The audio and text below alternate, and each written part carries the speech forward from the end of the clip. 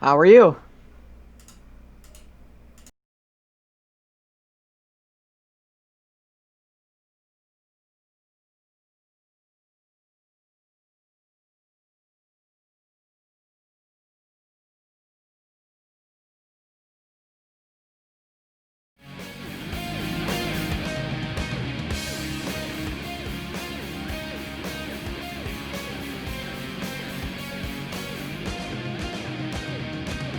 We are the impossible,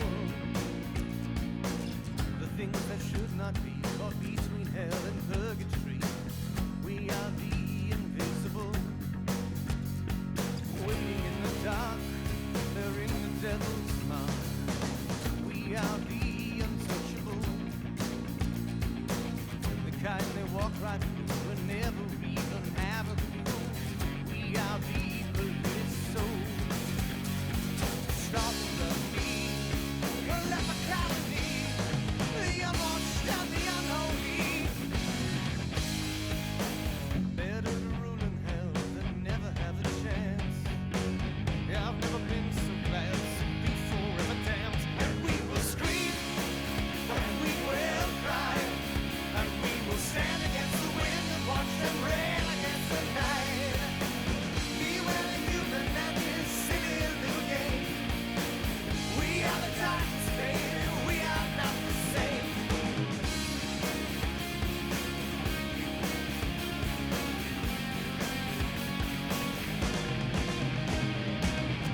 We are the undesirable, bleeding from the barbs, cartoons and pariah hearts. We are the unnameable, demonic and sinful, diabolical. We are the abominable, the spirits that are stained, drunken on the blood of saints.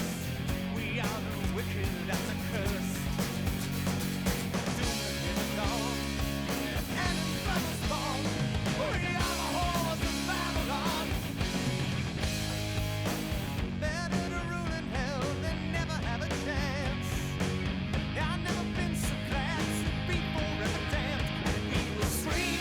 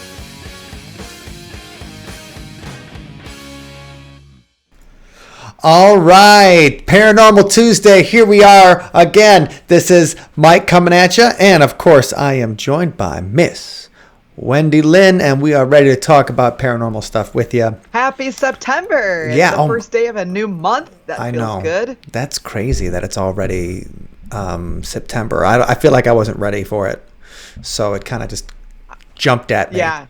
When I realized it was the end of August, like when I realized that yesterday, a Monday, was going to be the 31st, I was like, wait, no, how is that possible? Right, not fair. But Not fair alas, at all. here we are. Right. Well, here we are, though, on Paranormal Tuesday. So that's one of my favorite days of the week. Hey! And, this week we kind of wanted to have more of an open discussion rather than, because we've been having a lot of interviews and stuff like that. So we kind of wanted a more open discussion because we are coming on to paranormal conference season. And this year, normally, yeah. right. This year, all the paranormal conferences are going to be online, so it's going to be a little bit different than it has been in the past. But Wendy, so we started going in, what was that? 2015? Maybe we started going to paranormal conferences. You went to the Chicago one. Yes, I did. Like a year before I went to my first one. Although maybe Milwaukee was after that. Oh, no, Milwaukee was 2015. So you went to the Okay. first Milwaukee Paranormal Conference in 2015. That was my first paranormal conference because that was before Paradigm Symposium, right? Yes. Or was it? Yeah, Yes. yep, that was before. So that was in June of 2015. Anyway, I look like I might be overdriving on the sound here. So if anybody out there says that I'm sounding too loud, let me know and I will turn it down and try to just not being. I don't want to be all in your face. Blasting. Well, it sounds fine on my end. So Okay, all right. Well, I mean, paranormal conferences changed our lives.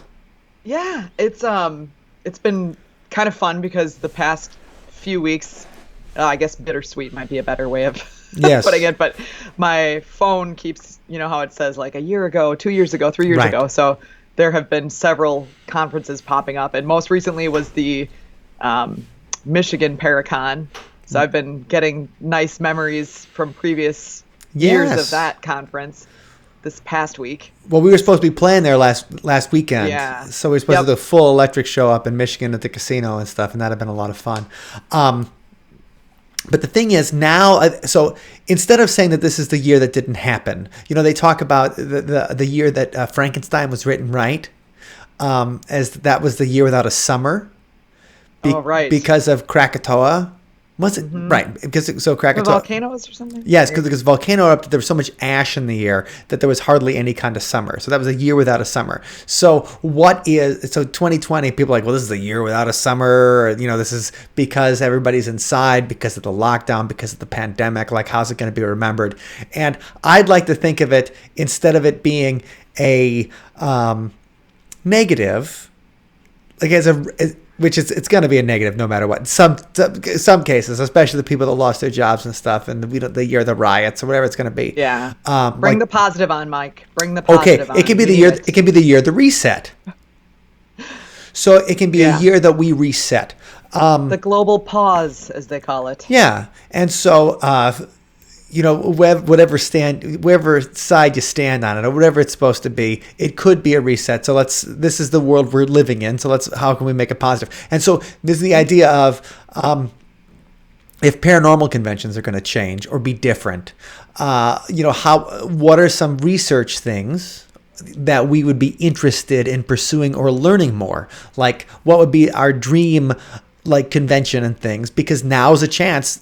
There's stuff like the company American Ghost Walks, obviously, which is I'm involved in heavily. Wendy's involved in. Allison's involved in. Scott's Excellent involved. Company. Right. It's it's. But we're sponsoring the Milwaukee Paranormal Convention, and that's going to be all online. And there's going to be people who are going to be able to attend and go there who would normally be able to go there. Yeah. So that is a benefit to it. Right. So it's like, okay, Access. We're not limited by where we live. Yeah. Correct. But if we weren't limited by the usual topics of the paranormal, what would we be thinking of? What would we do? And I was thinking about this for a little while, and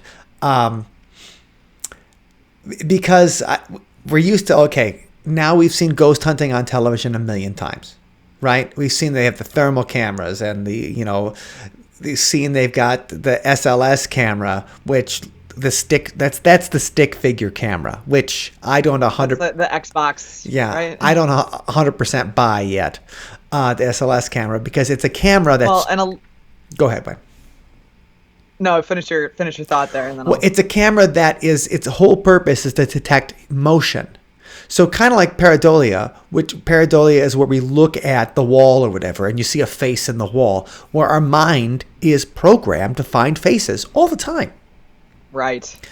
Yeah, it's a similar concept where the software is programmed to try to determine, the differences in lighting and human what motion other- in particular. It's because it's because it's the technology that's meant to see like the Nintendo Wii or whatever. Right. It's the technology that's meant to be like motion detection. Wait, what is that? Motion detection. All right. Hey, we in the comments, Dance party. Greg Lawson. Greg! Hey, Greg. I Wait, love let's see that. if I can do my impression of. That's like a Spock. Greg's giving us like a Spock eyebrow. Yeah. There. And Greg had a live cast tonight too, which I was getting ready for this, so I was not able to tune into. But I said, maybe we can have Greg on sometime. Oh yeah, Greg, we got to that- have you on one of these Paranormal Tuesdays, ASAP. I think. Yes, it's been too long since we talked to you on See You on the Other Side. That's for sure.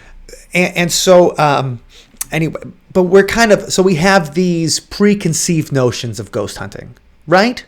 And we're using the newest technology and stuff like that. And I feel that it's gone as far as it's going to get right now with the current tech. Do you know what I mean? Well, maybe. Or maybe they're, we kind of get stuck in a rut a little bit because everybody's got their tools they like. And, once in a while something new will come to the forefront, a new tool or a Right. technique or something like that. And then it gets used a lot and popularized. The stick figure thing, what was it? The The SLS? SLS camera. Like, I feel like that came in, I don't know how many years ago, but a lot of people put a lot of weight on that evidence. Mm-hmm.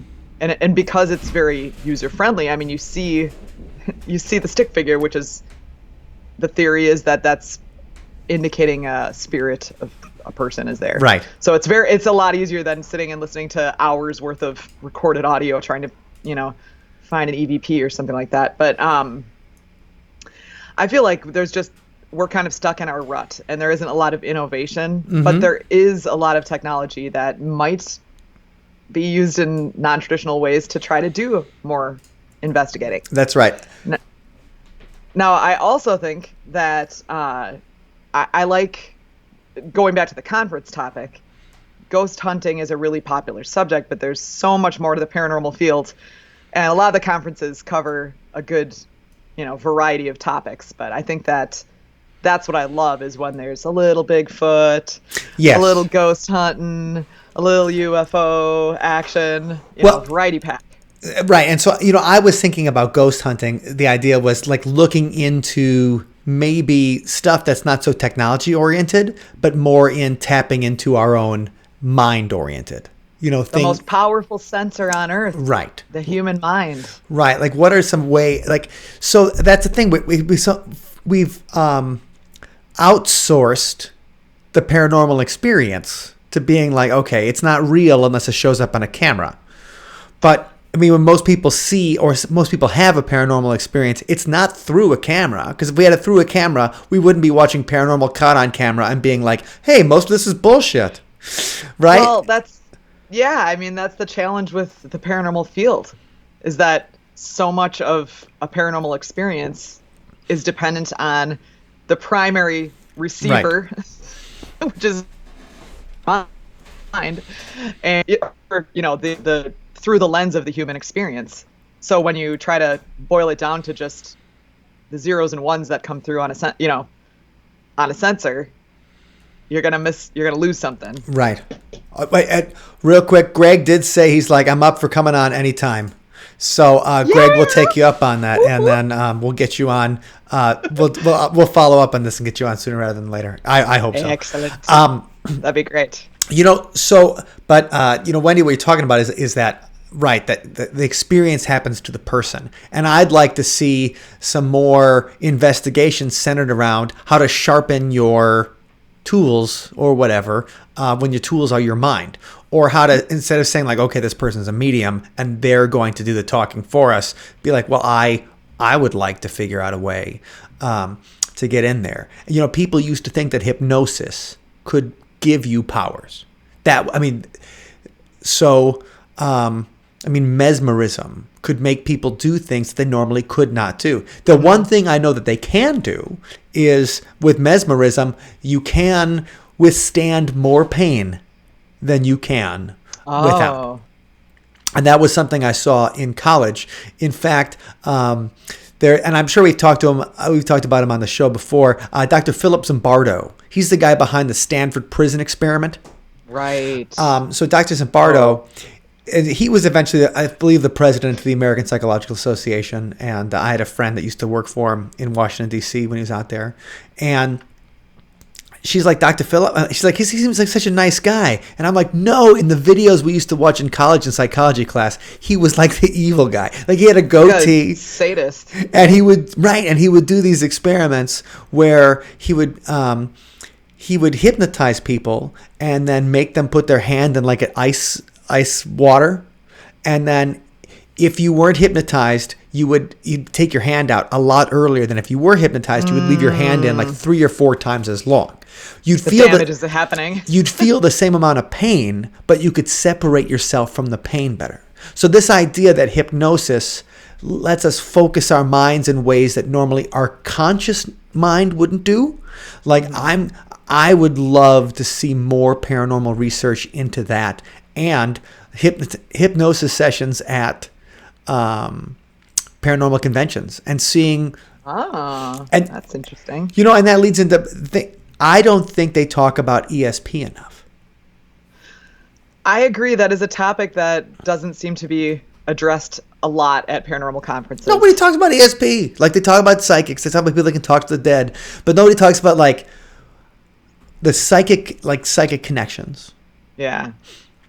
So this is an interesting challenge. Because, yes. When? What you were saying is, so, okay, when we're ghost hunting, we're always looking for evidence, like scientific type proof of, as opposed to the touchy-feely, I sense a presence, Right, a great disturbance in a force. Right, but now we're getting back to the fact that, like, there's a connection, there's a human connection that maybe the human has to be the receiver or whatever to perceive.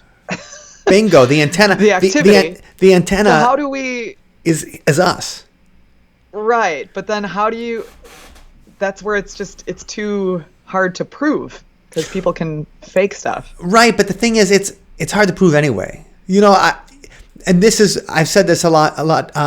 And I want to get to some UFO talk in a second, but I've said this a lot about people who are into, because we've seen so many people in the UFO field we respect, like get taken for a ride or look stupid or say something, like even Stanton Friedman, who we have an almost, he is like a saint of the paranormal field, right?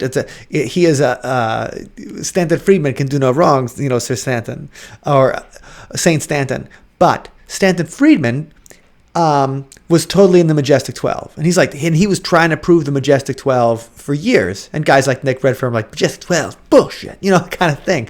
And so Majestic 12, he might have been excited about in the beginning, but then it did look pretty bad.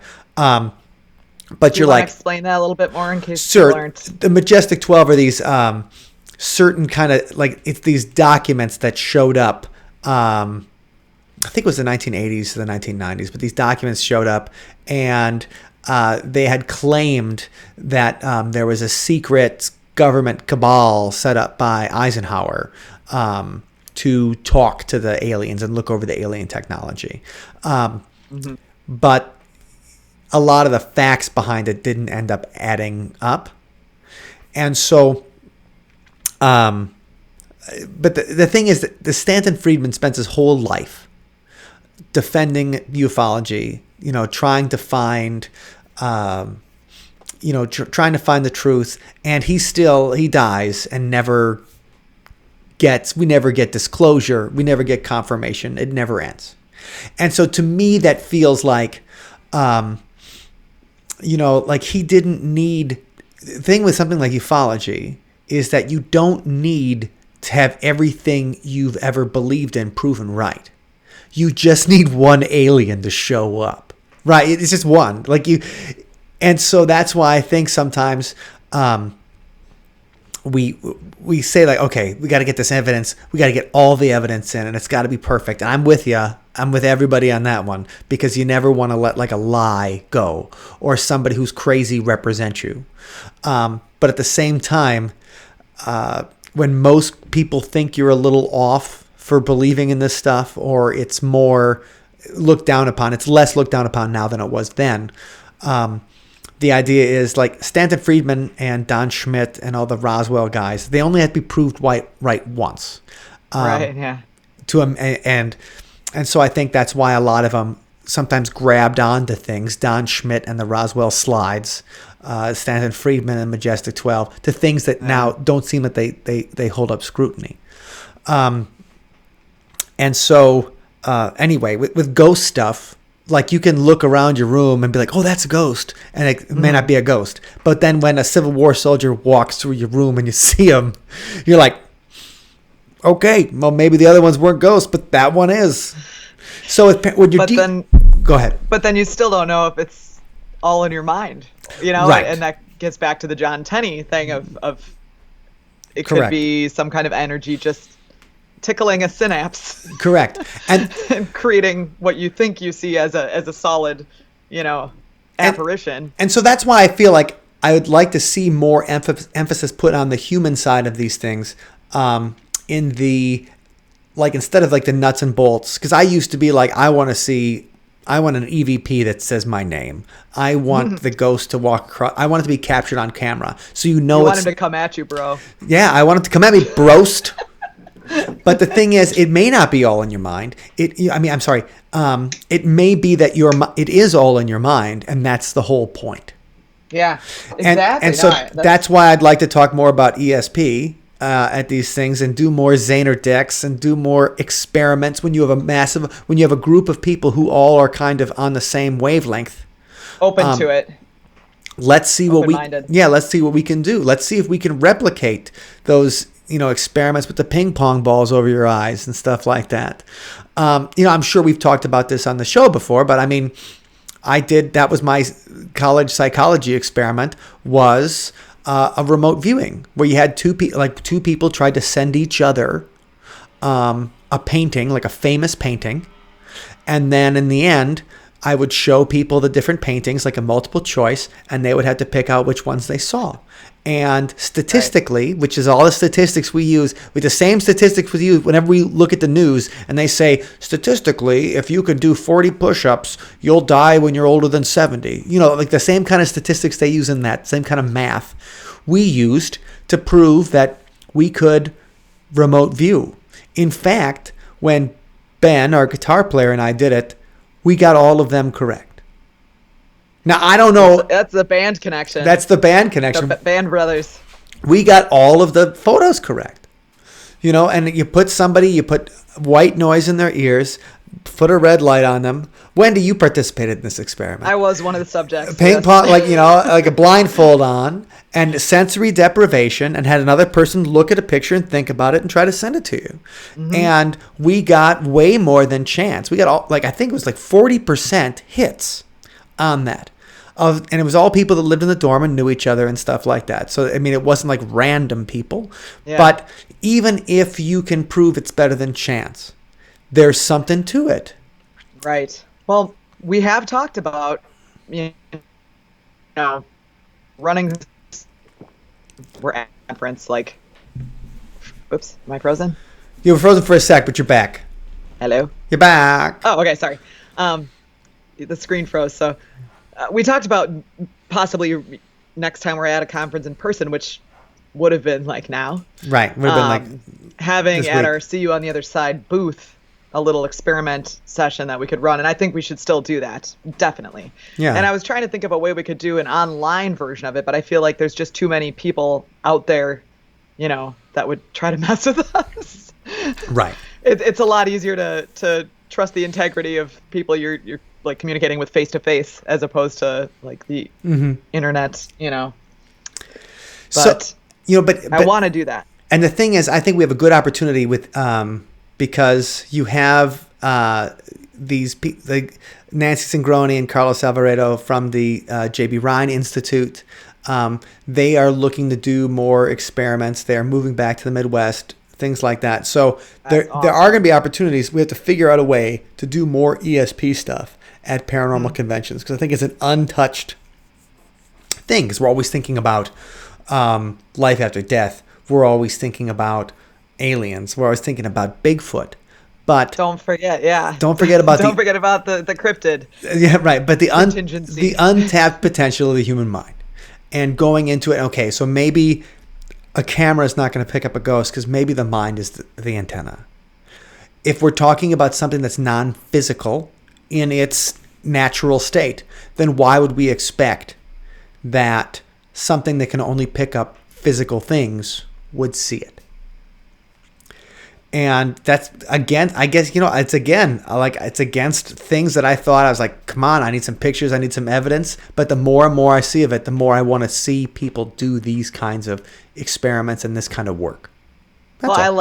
I like the concept, and you know, you and I have been talking about this for quite a while. So Yes. I think maybe it's time for us to devise some experiments that would be, you know, possible to run at a conference, either in like a side room kind of situation or something, and then we can have some See You on the Other Side actual data, which would hopefully be interesting. Right. Hopefully it wouldn't just be, you know, but we'll have to think of, Yeah. we'll have to come up with some experiments. And Mike, with your psychology psychology, right? If I was interested in something more like psychiatry, I'd have to go to med school then afterwards. But I'm squeamish. But you went through. You've got the degree, and so I you're do. obviously familiar with the methodology and the scientific experiments and how to keep things, you know, data clean. To keep a control, right? We could do our best to control the data and do our best to create something that might be repeatable.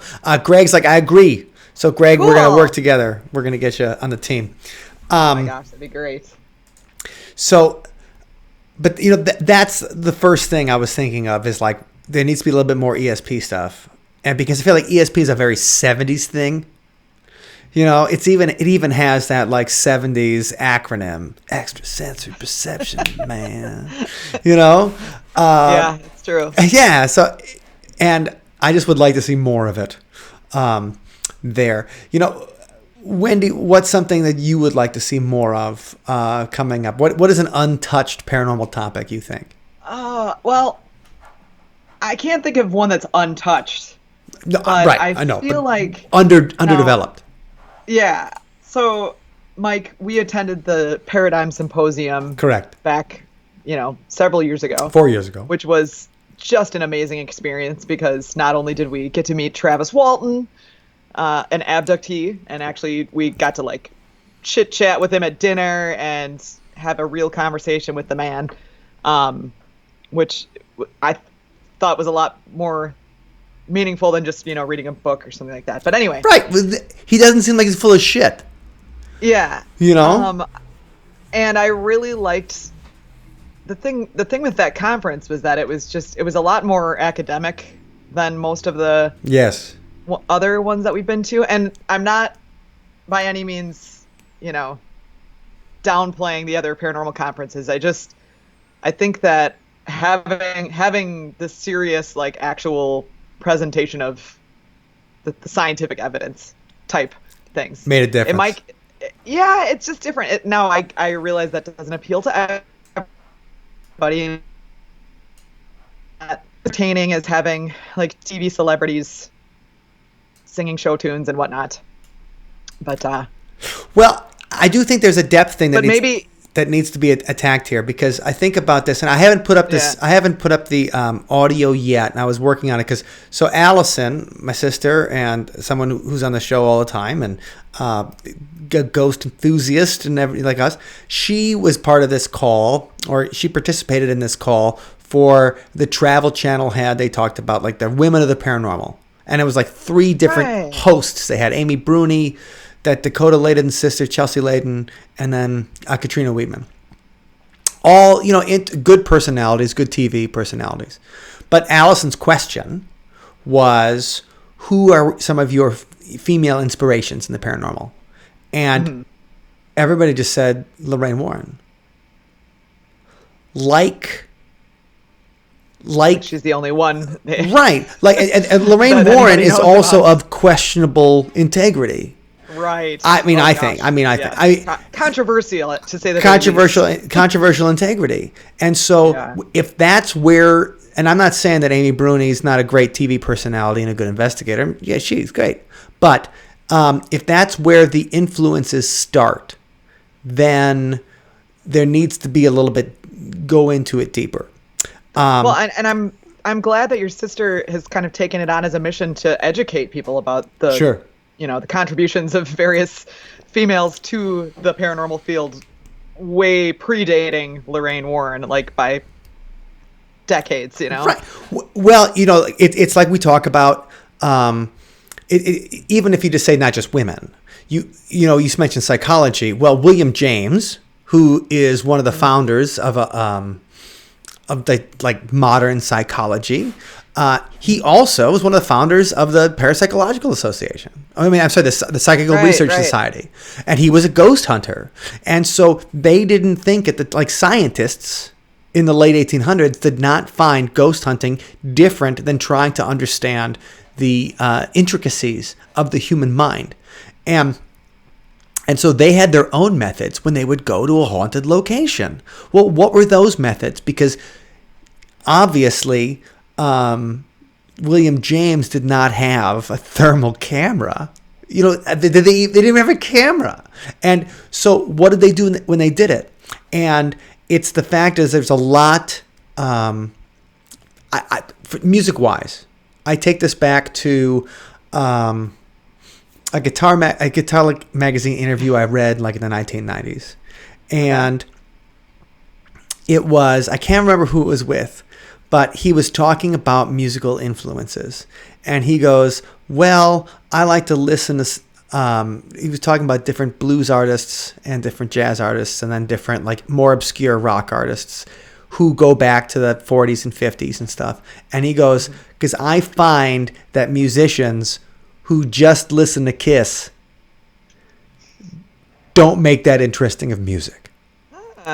And it's he wasn't saying that Kiss wasn't great.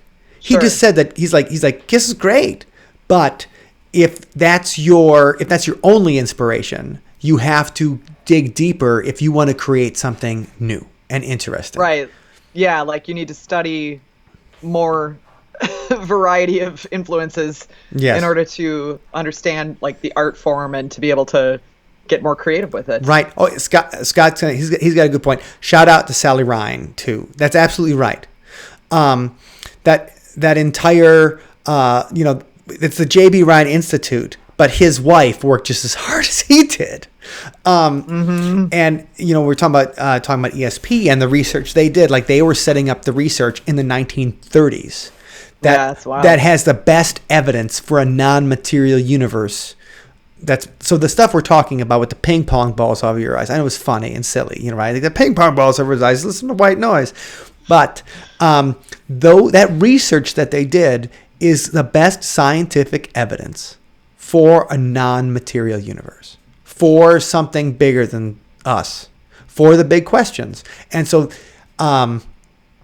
those are the kind of things that I'm how can we get more of that and less EVPs that sound like flatulence? Or hearing what we want to hear. Bingo. Pareidolia of the ear. Yeah. So, and the thing is, I think paranormal conferences too,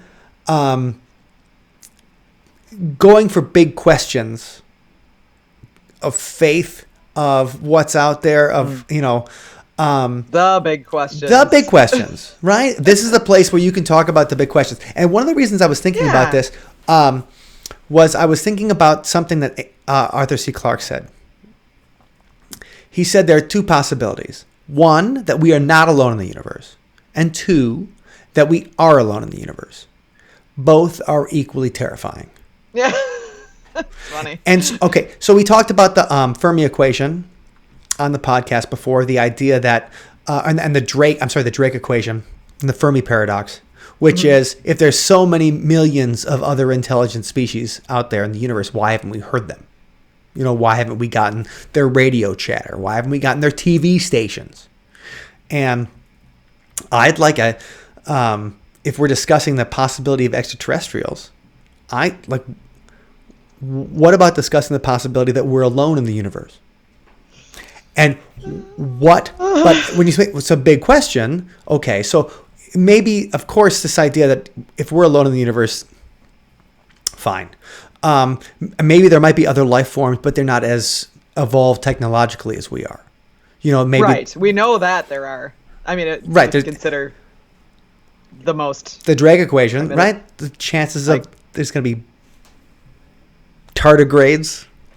Right. Whatever. They found, what were they? What's the, on the moon, they found amoebas? Water bear? Yeah, the tardigrade, right? Oh, I thought it was. Isn't the tardigrade the water bear? Right? No, we're talking about the same thing. It's the manatee versus the sea cow, Wendy. We're just talking about the same thing. Yes. Okay. But I mean, so we're the most. Let's say the humans are the most advanced thing in the universe. Okay. What does that mean? What does that mean for our moral responsibility? Because we are the representatives of life.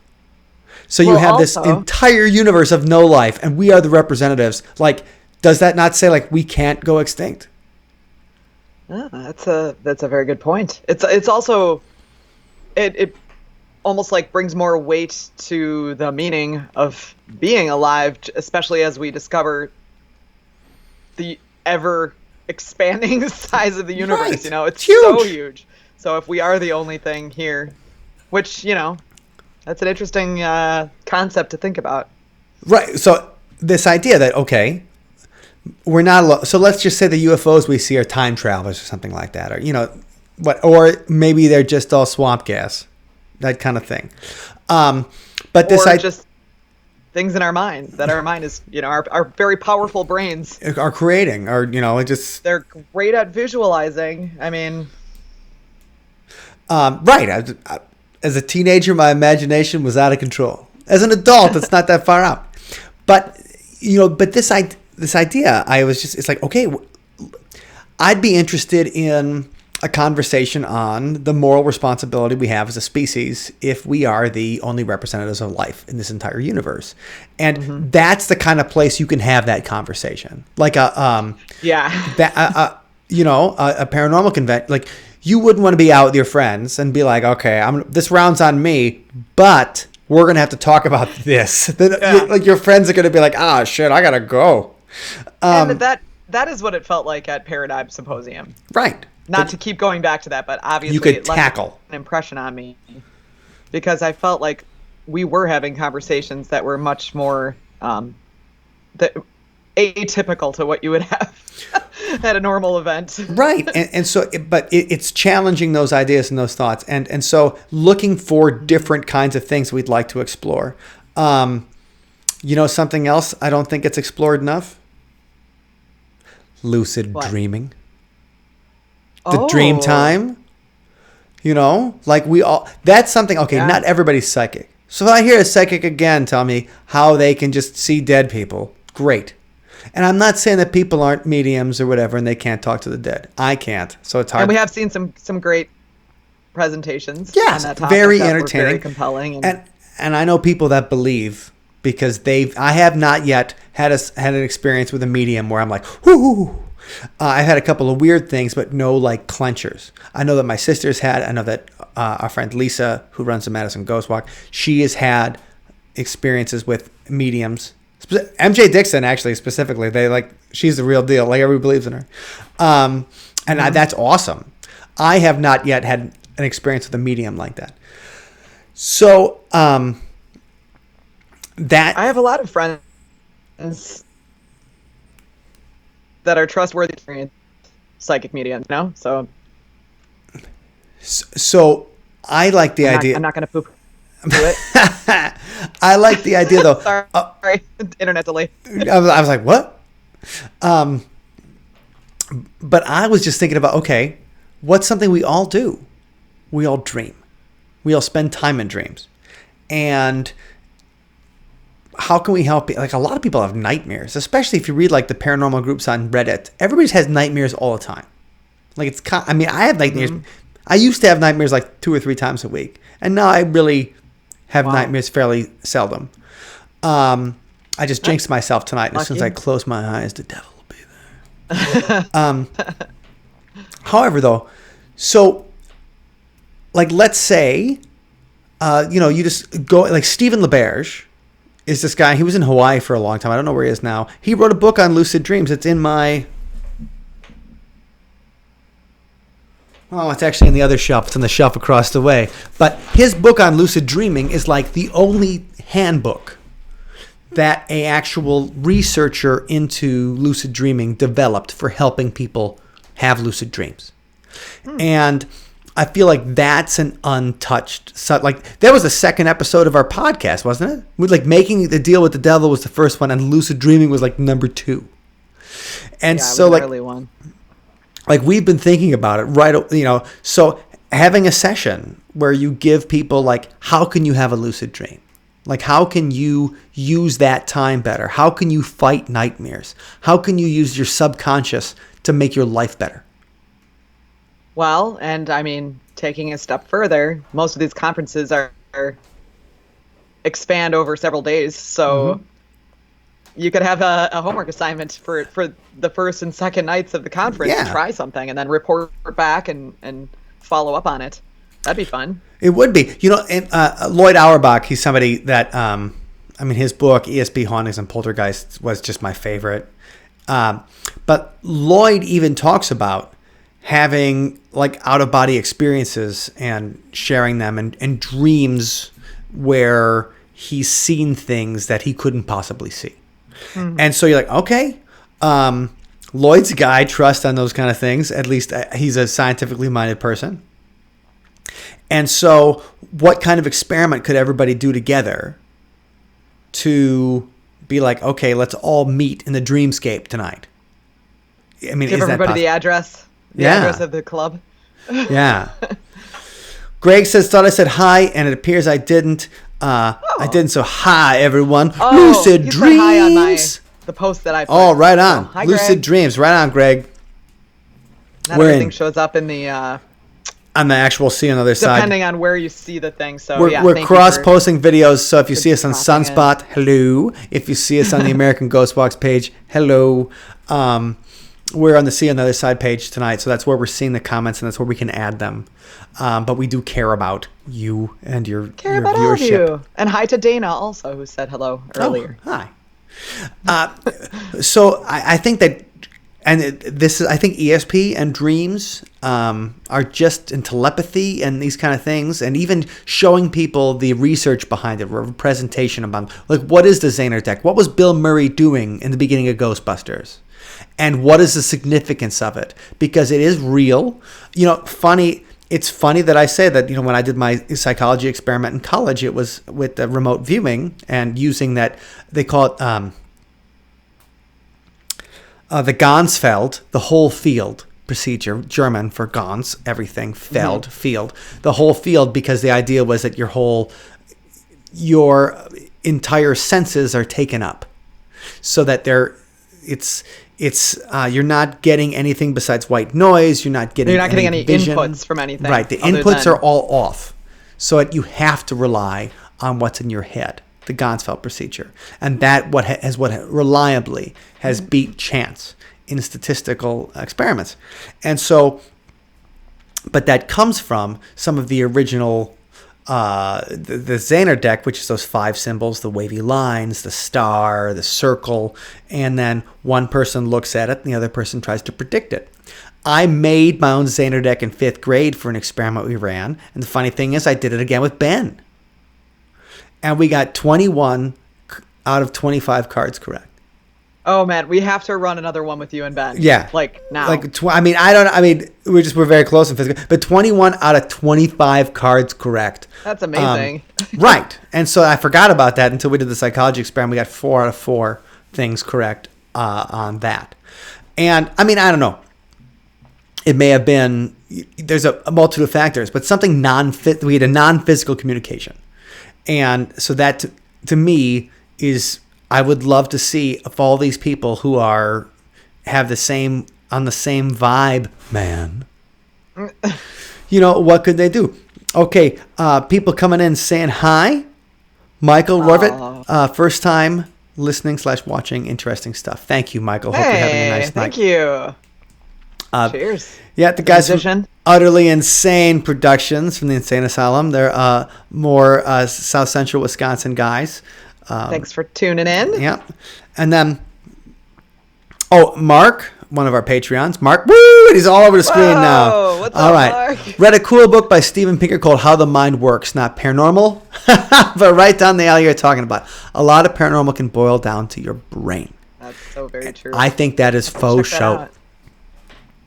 Because our brain it's some kind of antenna, and non-physical is part of it. And so it's almost like, and I hate to be like this because I feel that puts you sometimes in the loony pants community. You know what I mean?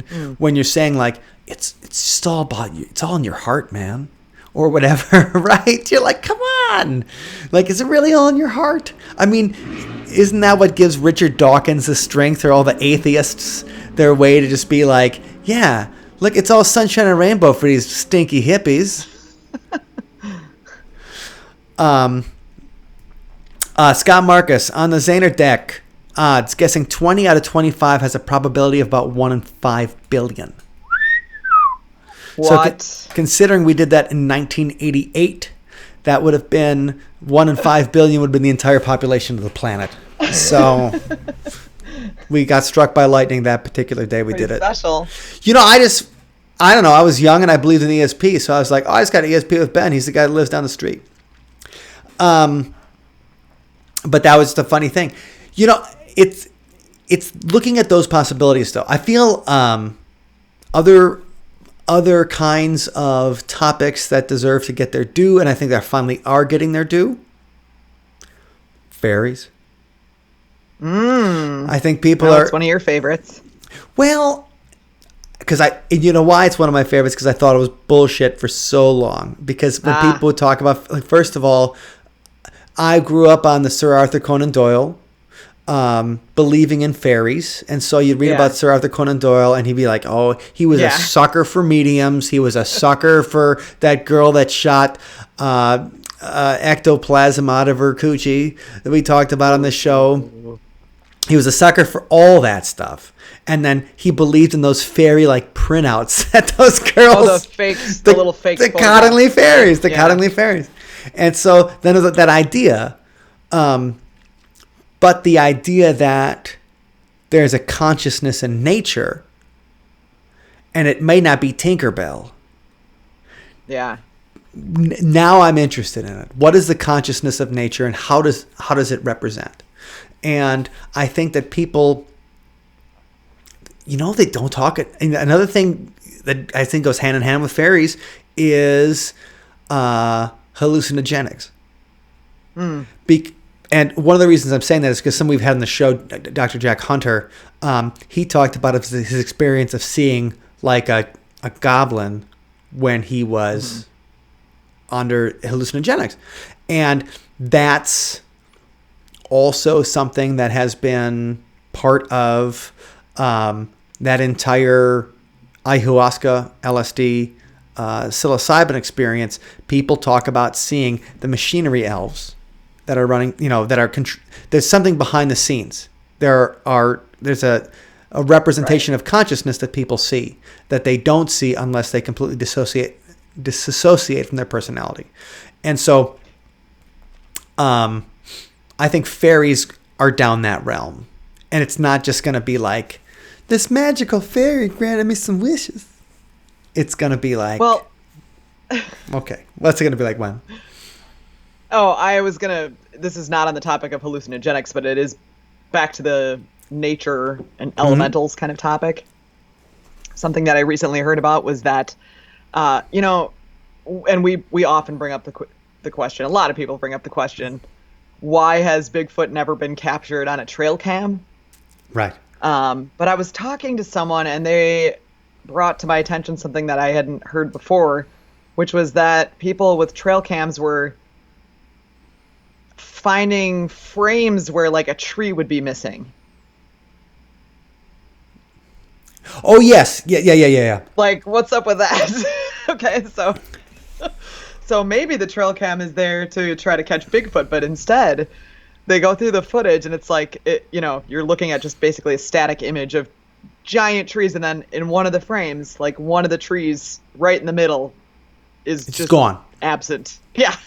No, I know exactly what you're talking about. I just find that kind of intriguing too, and I haven't heard much on the topic. I don't really know what there is to be Well, I think that done also with that topic. But. Also, that topic I think scares some people, because it's terrifying. there's a Lovecraftian horror involved in this particular topic, and I think part of that is the idea that we do not really. We have this idea because we have medicine, because we've gone to the frickin' moon, man, because we've done all these things that we're in control of the universe, and the Lovecraftian horror is no. We are not in control of the universe, and there are things that are beyond our understanding, like you're talking about the elementals, and that's. Oh, I'm sorry. No, go ahead. That goes into this that idea, that Terence McKenna idea of machinery elves. That there is a representation of the universe in like that is not a human consciousness. Well, it's doing things around us. Yeah. It fits nicely also into the theory of, the simulation that we're all just part of a giant simulation. So if it's like a video game, there might be a blip in the system every once in a while that causes something we would perceive to not be there. And so that's an unsettling thought, but it's been in a lot of conversations more recently. Yeah, well, I mean, the idea of the Matrix, though, in fact, it's funny. So I want to get to this in a second because, Wendy, you bring in a really good point. First of all, Mark's like, I'm all about the elemental beings, and the Fae fall into that category, right? There's something, it's a non-human consciousness doing things, and that's this idea of what's going on. It's something we can't understand. It's Lovecraft's old ones. Right, and it is such an old legend that's, there's stories dating back to centuries ago about the Fae. They're supposed to be seen on the Devil's Punch Bowl. Actually, Scott has a story about the Devil's Punch Bowl. He's got in the Angeles Forest that's on the American Ghost Walk site. That he's got a report of a weird ghost, or it doesn't have to be an apparition, something seen at the Devil's Punch Bowl. So you're exactly right. So this, okay. We were talking about. Oh, Wendy, what did you just say? The simulation. The simulations and. So this idea that this goes back to the brain as an antenna, or as the experience, the human being so central to the paranormal experience.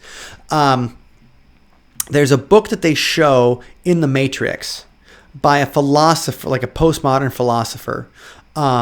Called Simulation and Simulacra. That's this idea that there is no objective reality, that reality is something that we create because we all agree on something. Now, I don't know how society can be based on that, and that's the whole postmodern theory kind of gets into the weeds, and some things that I don't necessarily completely understand or believe, because you have to agree on some kind of objective reality to be able to drive a car on a road. Physics has to be objective enough. You have to be able to find the area of a curve so you can build a bridge. Those kind of things. Math can't be a simulation. Math can't be non-objective. But what you're talking about in that simulation, Wendy, is that the things that it's not that far off if you think of the brain as interpreting what's happening around us. And so your experience is unique. Like, is your blue different than someone else's blue? Right. Like, is there no objective blue? Yeah. Man. But I mean, it really does. Like, have you ever felt like you were in a video, like you're the sim, you're one of the characters in a game of Sims that somebody's playing, Mike?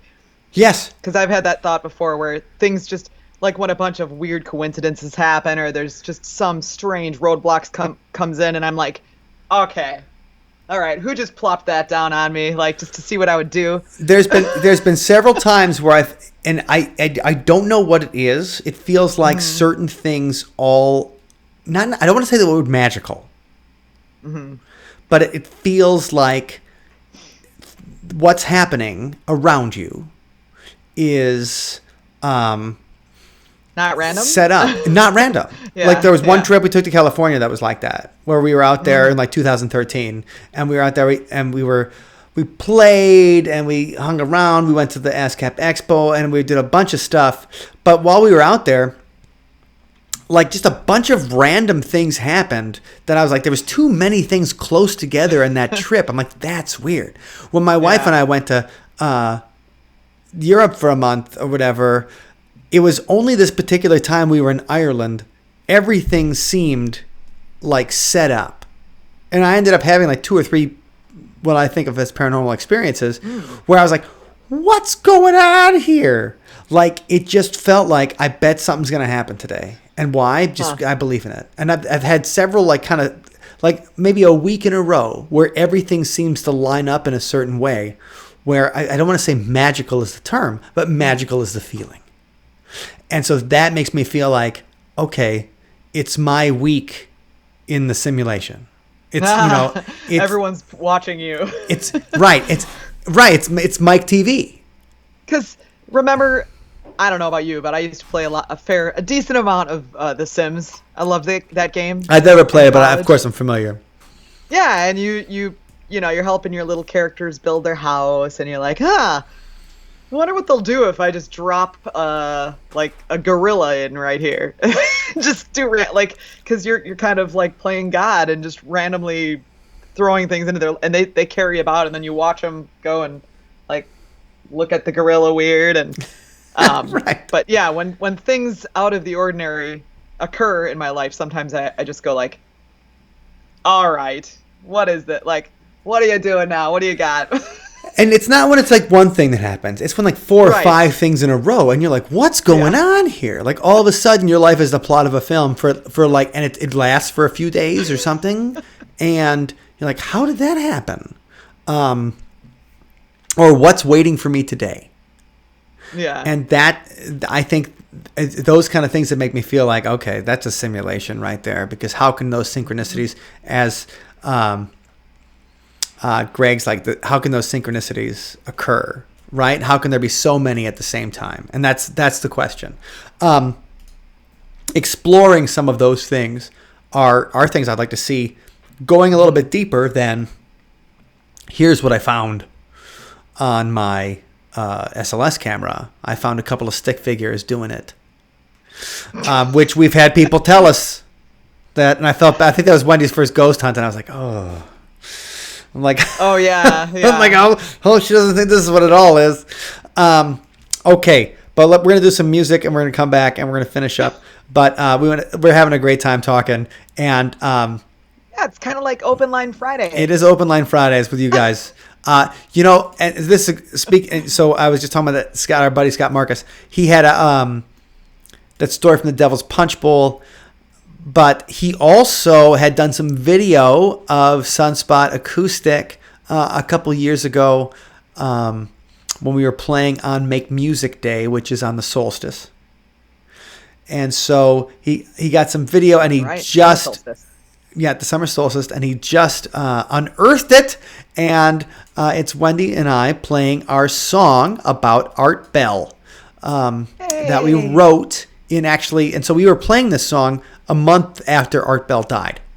And so, but we wrote this song after Art Bell died. It's a dedication, and it's funny, Wendy, you said Open Line Fridays, because that's what this song is about. Coming into, because he always Art Bell didn't have any screeners. He would answer the phone, and he'd just be like, "West of the Rockies, you're on the line." And this song is about listening to Open Line Fridays and Coast to Coast AM. It is On the Line. So this song is dedicated to Art Bell. Hey, look, we got reaction. Called Coast to Coast. And every Friday night, he'd have somebody crazy on. Talk about UFOs, talk about aliens, talk about ghosts. Every time it was something weird, every time it was something awesome. And then he'd have open lines, which means anybody could call in from all over the country and say whatever they wanted. And they did. And the most fun thing was to see how crazy the entire United States is. You could be an Area 51 employee. Oh, we want to hear your story. And no matter how, something crazy every Friday night. And that was some of the best radio we ever heard. Driving in the middle of nowhere. This song's about him, and it always say, "You're on the line," and this is about.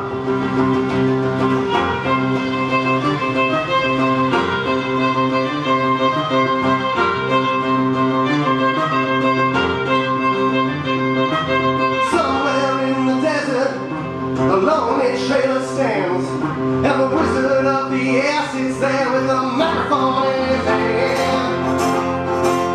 Strange lights in the distance, a mystery on the lips. Destination unknown, we're going live without a script. And who knows what crazy things we'll hear today. It don't matter if you're a liar, or an angel, or a vampire.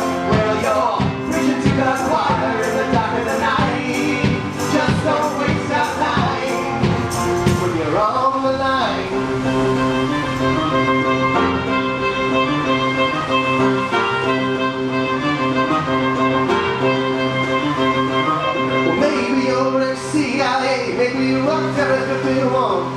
We never knew who would call in on the news it before.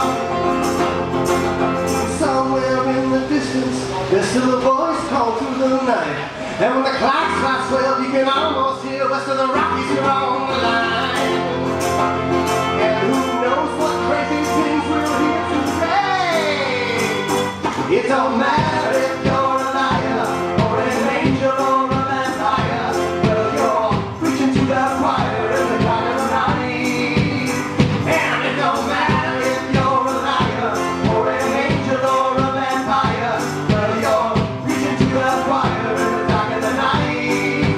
Just don't waste our time when you're on the line.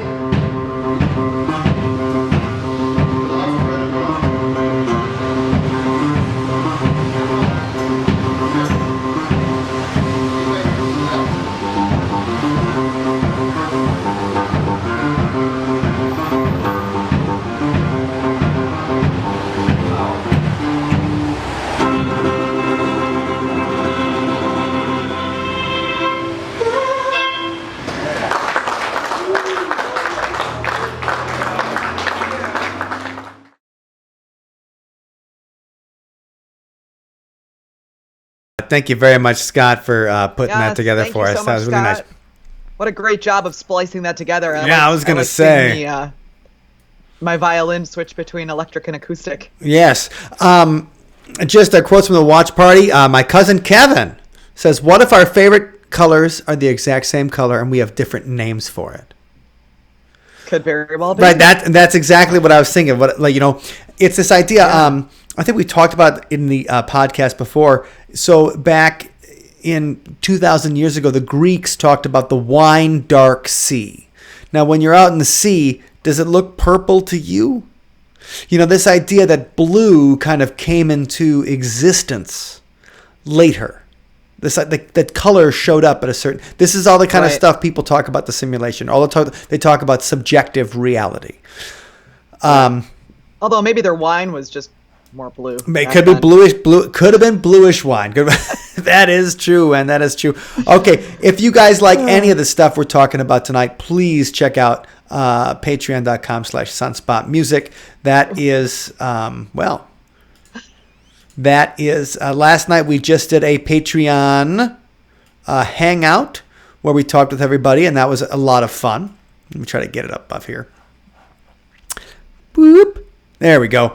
Patreon.com/sunspotmusic is where that you guys can contribute a little bit if you're interested, and it's just a great way to also get involved in the community, and we love our Patreon community, obviously. Yes, thank you to all of our faithful Patreon members.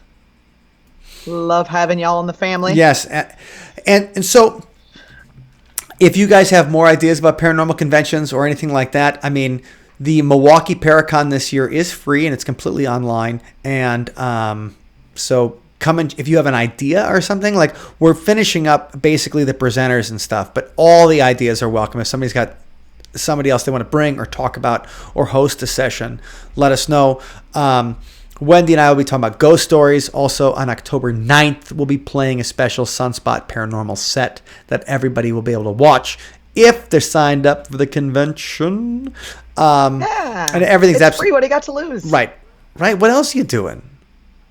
Not much right now, right? So that's the point. So there we go. Patreon.com/sunspotmusic. And that's where you can find it. So, okay. So make sure you check us out there. Thursday night, we'll be back with some new music for you and some more fun on Sunspot Thirsty Thursday. And we'll be having cocktails, talking about music, conversations, less paranormal and more tongue-in-cheek. Tuesdays is our night. And if anybody has someone that you think we should talk to on Paranormal Tuesday, let us know. Obviously, our man, the paranormal detective Greg Lawson from Austin, Texas, he was in earlier tonight, so we're gonna bug Greg ASAP. We're gonna get him on the show sooner rather than later. Can you post a link on Facebook? I'm gonna put that right here. If you go to MilwaukeeParacon.com/register, that is, I'm going to put that in Facebook right now. That is where you can thank you. Yep, sign up immediately and check it out. And it's going to be free music, free paranormal trivia, a ghost story happy hour. They're going to have some location, and you can be anywhere in the world. Doesn't matter. It's going to be some Wisconsin centric stuff. But then we're going to have cool presenters. Lauren Coleman agreed to MJ Benias, and he was just interviewing my sister on Mysteries Decoded on the CW last week.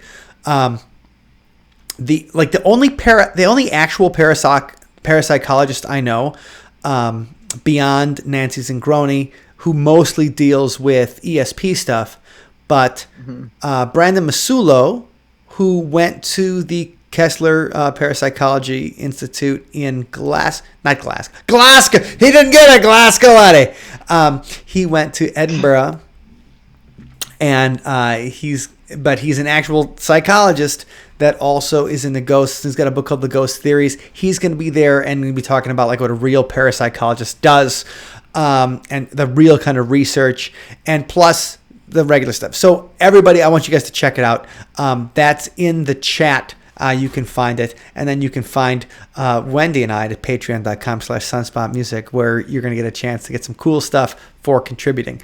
Everybody out there, we will see you Thursday night. Thank you for hanging out with us, and I hope everybody has a great week. Now, is Scott going live tomorrow? Scott is going live tomorrow, and I'm glad that you are reminding everybody. He will be on What's Your Ghost Story Facebook page and talking about, funny enough, telling ghost stories to skeptics. Oh, okay. So I'm sure he's got plenty of experience with that, but that'll be at 7:15 to try to beat the sunset tomorrow. and always fun to see what Scott's got to say. Yeah, you can find that post the link. facebook.com/what's your ghost Oh, there you story. Ooh, wait, you have a typo in there. Which one? you Oh, ghost what's you ghost story? Okay, well, I did a touch too fast. Yeah. So facebook.com/what's your ghost story, and you can check that out tomorrow night if you're interested in more fun stuff about the paranormal. And anyway, thank you very much for joining us. Hopefully, we're all going to get back to conventions pretty soon and be able to talk about these things. I can't wait to talk about hypnosis and lucid dreaming and ESP and the simulation and all these ideas. And what would subjective reality be like? Let's find out. Yeah, sounds good. So everybody, have a great week. We'll see you on Thirsty Thursday, and stay out of trouble. We'll see you. Thanks for joining us on the other side.